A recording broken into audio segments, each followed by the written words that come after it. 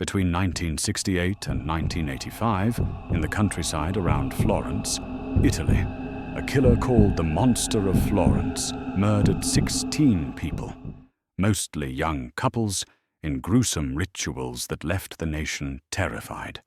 This is the Monster of Florence, Italy's ritual killings, 1968 to 1985, a haunted criminal documentary.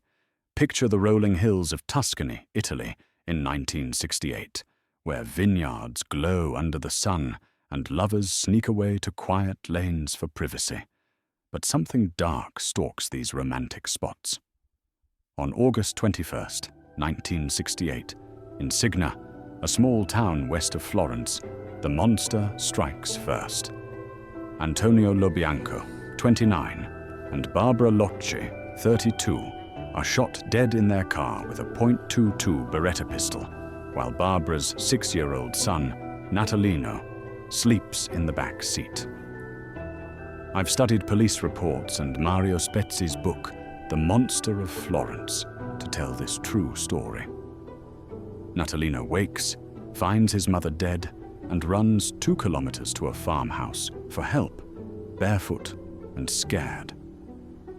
Barbara, a Sardinian woman nicknamed Queen Bee for her many lovers, was married to Stefano Mele, a quiet man who's arrested and convicted for the murder, sentenced to 14 years. But the case isn't closed. In 1974, with Mele in prison, another couple, Pasquale Gentilcore, 19, and Stefania Pettini, 18, is killed in Borgo San Lorenzo. They're shot in their Fiat 127, and Stefania is dragged out, stabbed 96 times, and mutilated with a knife, her pubic area cut away. Police find the same .22 Beretta bullets, Winchester H series, linking it to 1968. Mele couldn't have done it. So who has the gun? Investigators, like prosecutor Pier Luigi Vigna, dig into Barbara's lovers, focusing on a Sardinian group, including Salvatore Vinci, whose wife died in a suspicious fire. The killings pause, but the hills feel haunted. Locals whisper of a maniac watching couples, and the press calls him Il Mostro di Firenze, the Monster of Florence. By 1981, the terror grows. On June 6th, in Scandicci, Giovanni Foggi, 30, and Carmela Denuccio, 21, are shot in their car. Carmela's body is found 50 meters away, her pubic area sliced off. 4 months later, in Calenzano, Stefano Baldi, 26, and Susanna Cambi, 24, are killed the same way. Shot, then Susanna mutilated. The monster hunts on moonless nights, picking couples in remote spots, always using the same gun and knife. Police set up patrols, but the killer is careful, leaving no fingerprints, only shell casings and bodies. Tuscany's romantic hills turn into a place of fear, where love becomes a trap, and the monster's shadow grows longer with every bloody night. By 1982, the Monster of Florence is a nightmare that won't stop. The killings get worse, more brutal, and the mutilations more twisted. On June 19th, in Bacaiano, Paolo Mainardi, 22, and Antonella Migliorini, 20, are shot in their car. Antonella is stabbed and mutilated. 12 days later, police get an anonymous letter with a 1968 newspaper clipping about the Lobianco Locci murder, scrawled with the words, "Take another look at this crime." Investigators check old evidence and find the 1968 bullets match the monster's gun, proving the cases are linked. The investigation, led by Sandro Federico, turns chaotic. Early crime scenes were messy, with civilians trampling evidence, and key clues like a bloody rag were lost. In 1983, on September 9th, in Giogoli, the monster kills Horst Meyer and Jens Uwe Rusch, 2 German tourists.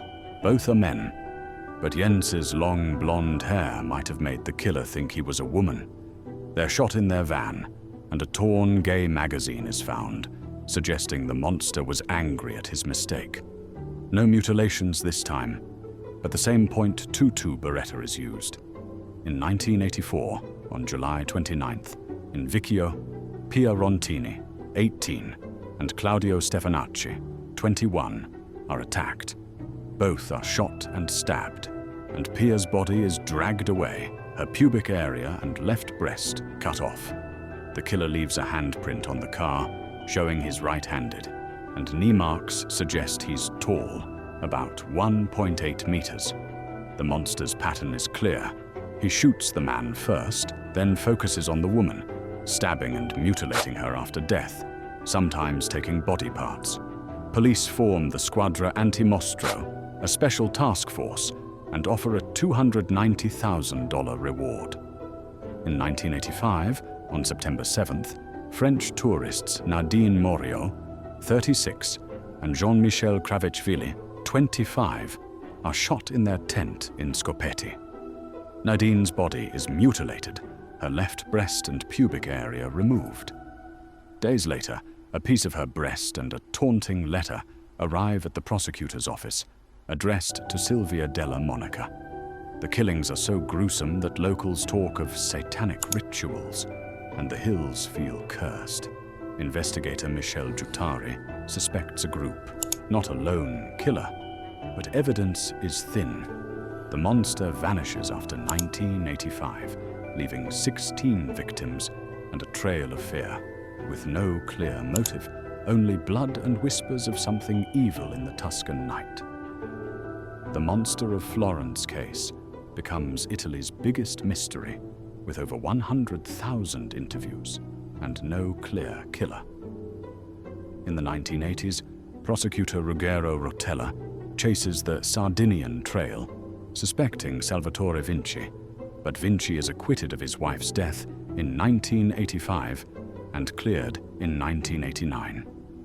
A new suspect, Pietro Pacciani, a violent farmer with a history of abusing his daughters, is arrested in 1993.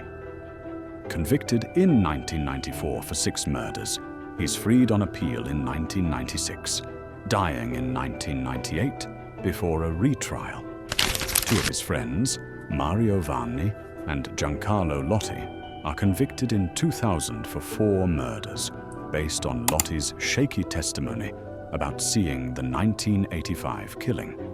Lotti claims a mysterious doctor hired Pacciani for satanic rituals, pointing to a pyramidal stone near Pacciani's old workplace as cult evidence. But many, including journalist Mario Spezzi, call the convictions weak, believing the real monster, a lone psychopath, is still out there. In 2021, lawyer Vieri Adriani pushed for DNA from a 2015 bullet to be tested, and in 2022, attorney Walter Biscotti demanded a reinvestigation into Giampiero Vigilante, a 90-year-old suspect with bullets matching the monster's gun. The case remains open, with no solid answers. Locals avoid the hills at night, saying they hear cries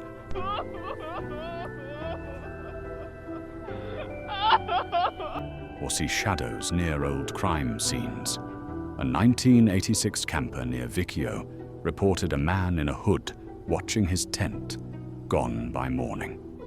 The monster's gun, a .22 Beretta, was never found, and its link to 1968 keeps the mystery alive. Was it a clan killing that birthed a monster, or something darker? The Tuscan hills, once romantic, feel haunted, their beauty hiding a curse. And now, where the terror sinks deep. In 2024, a hiker in Skopeti found a rusted knife buried near the 1985 murder site with dried blood and a carved symbol, a circle with a cross. That night, a nearby village lost power, and locals heard a woman scream from the woods, sharp and fading. The knife was sent for DNA testing, but the lab reported it missing, the case file locked away. Days later, an anonymous letter arrived at the Florence police with a single line: "I'm still here."